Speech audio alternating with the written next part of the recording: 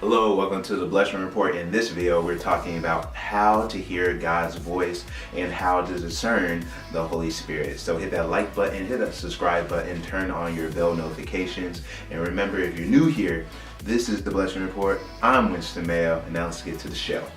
It began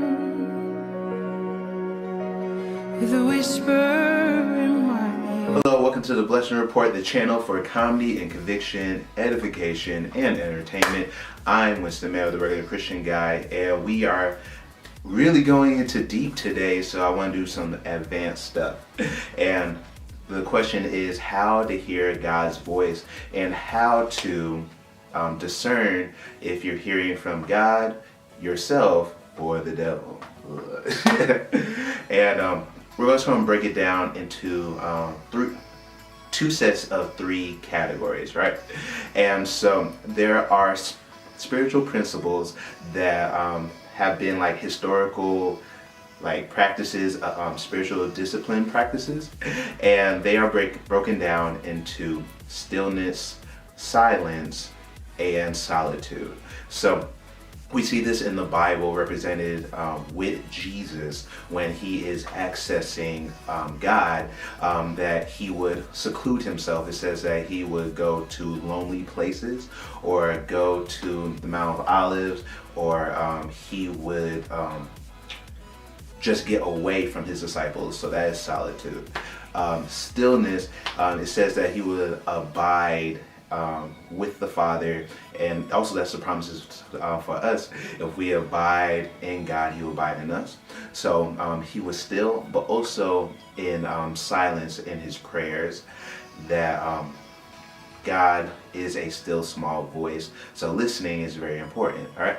So if you want a deeper connection with God, deeper intimacy, and how to hear God's voice, you need to implement in your life stillness, silence, and solitude. All right, so how do we as human beings react? We experience God, each other, in the world in three categories. We are head people, we are emotion, heart people, and then we are body people. So when it comes to the three categories, we operate out of all three, but we have a primary, we have a secondary, and then we have a tertiary. So primary first, secondary two, and then tertiary three. So how to know if you are one or the other? Two, you can have points of contention, like stress, tension, but also how you interact with the world, with God, and with people. So if you are a head person, you process through your mind, through thinking, as your primary resource, but emotions will be difficult for you, and then sometimes your body as well, but emotions will be the hardest one. And then silence will be the point of contention and anxiety for you, because you have so many thoughts that being in silence just rattles you up. So this is for the mind people. You process everything, life, people, and God, through your thoughts. Second, you have the body people. I am a body person. We have the innate ability to process everything through innate knowing and instinct. So physical actions. And what we will struggle with is stillness. So if the idea of not moving creates a lot of anxiety for you, most likely you are a body person. And then we process the world through actions, through touch, and through this innate instinct, all right? And then lastly, you have the heart and emotion people who process the world through emotion in your heart and feelings. And their difficulty will be solitude. And with this, you will have the most anxiety of being alone with God. That there is a difference between being alone and being lonely. So what do we do with these three things and how to hear from God? We have to first discern the points of contention, and then point more to areas of health. All right. And so when you're hearing from God and you are a a body person, the lie that you'll hear from the devil is that God is not moving. So because you are still, the opposite of stillness is like action. And so if you are in stillness and it doesn't feel like God is moving while you are waiting, that is the lie. All right. And then if you're a mind person, yours is silence. The opposite of silence is speaking, most likely. And so the lie that you will hear is that God is not speaking. All right. And then if you are a heart or emotions person, yours is solitude, and the opposite of solitude is present. So the lie that you will receive is that God is not present. All right. Stillness, God is always working, all powerful. All right. Silence, God is always speaking, all knowing. I think that actually might be in the mind. Is omnipresent. Oh, and that's feeling. There we go. And then solitude. God is everywhere. Omnipotent, omnipresent. All right. So it breaks down in those three: all-knowing, omnipresent, all-powerful. Yes. So those are the points. So how do you implement this in your real life and day to day? All right. So just know that this is going to be hard. It will not come naturally for most. So you have to give yourself grace and patience that the thing that you need most in your life will be the most difficult, the most challenging, the most frustrating, and you will feel unfulfilled maybe in the moment or after, but long term it will be great fulfillment. So have 5 to 20 minutes of this as your starting point of sitting in silence, stillness, and solitude. And when you are doing it, make sure that you just know how you're operating. So like with me, I always do 20 minutes because I am struggling for that first 5 to 10 minutes to be still and that my body won't be anxious. All right. And so you might have to do the same if you're a mind person, trying to get your mind to relax and not focus on all these thoughts, but to have the silence. And then in your solitude, being a heart and emotions person, just resting without feeling alone and having anxiety or tension in your emotions.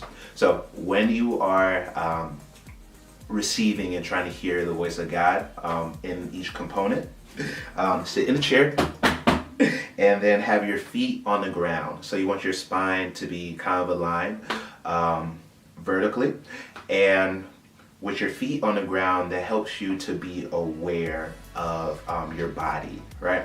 And you're just trying to get grounded. So this is how alignment helps. Make sure that your hands are open, right?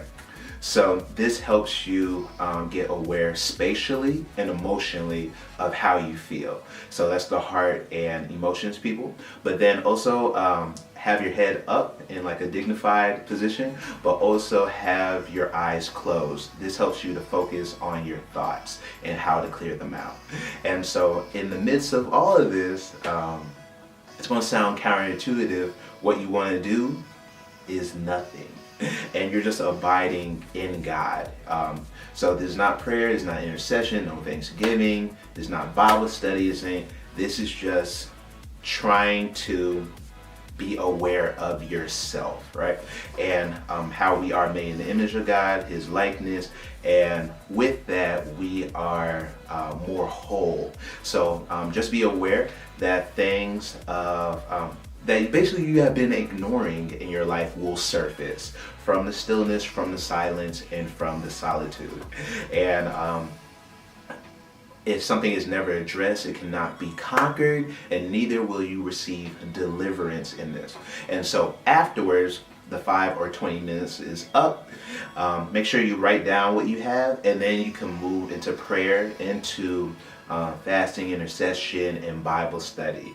But it's important that you have this sacred time, just so that you are a whole person and that you are not fractured. Alright, so that's my video, how to hear from the voice of God, how to discern His voice, and like practical steps in implementation of that. And so if you want to know where I learned all of this, I'm in the like spiritual discipline course at Grace Midtown in Atlanta. That is Grace Midtown Church, which is also known as House Fires if you listen to their music.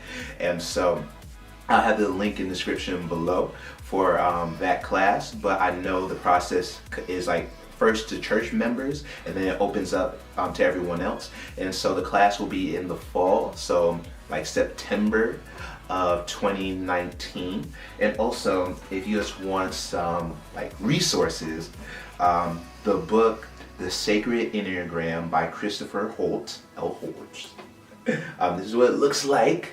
Put that in the description box below. It goes through all of this, and the point of the book is just to know areas of stress, areas of growth, and also the fallings and like the pitfalls of different personalities and how they interact with God, the world, and each other and themselves. And what the point also is not to like box you in, but to know character traits and be able to ascend above those. So it is not like horoscopes where it's like, I am a Capricorn and I behave in this manner. No. So you're just like, oh, I'm a head person, I lean in this way, I need to ascend, and this is how I can ascend healthfully, and this is how I can help and be a co-laborer with God, Holy Spirit, and Jesus, and Christ-likeness. All right. And then, if you want to know like really cool topics, most of my information came from Jerome Loeb, and he is with the Thrive Neurotheology Institution. So put that in a link in the bio as well. He is a neurosurgeon that does emotional intelligence health, and smartest man I've ever thought of, I mean like heard, because he was saying that us being heart, body, and mind people, who is the heart? The Holy Spirit, emotions, feeling. He is a comforter. Who is the body? Who actually took on a physical body? Jesus, the Son. And then who is the mind? Who is the head? The Father. So his material is really cool. So that is Thrive Neurotheology, emotional health, and emotional intelligence. So that's in the description box below. And thank you for watching the video. And if this video has been helpful for you, hit that like button, hit that subscribe button, and let's hear back from you. What type of person are you? Are you a head person? Are you a body person? Or are you not all three?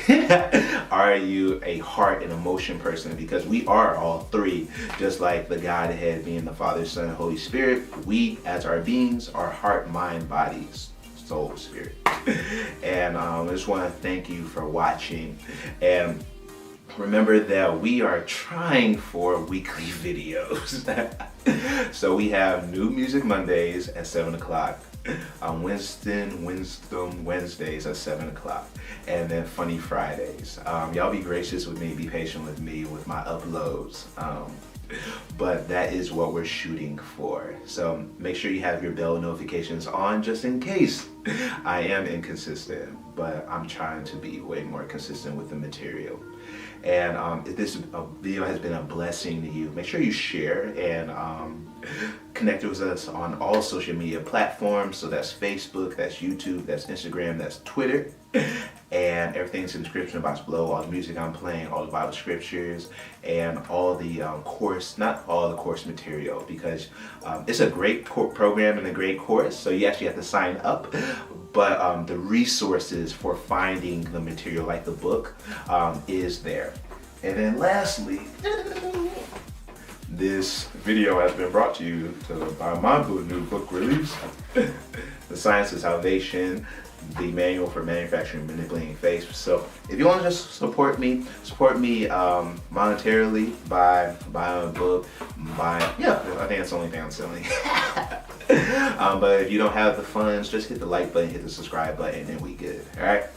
And thank you for watching. I really appreciate it. I love y'all. Comment below. I really want to hear what portion you operate from, and how you are going to implement stillness, silence, and solitude in hearing from God. Give yourself time. It may take you like years to get this down, but it is very fulfilling. And remember that God blesses people by using people to bless people. So how have you been a blessing today? Thanks for watching. We were changed in an instant. We became so much more. Oh, definitely.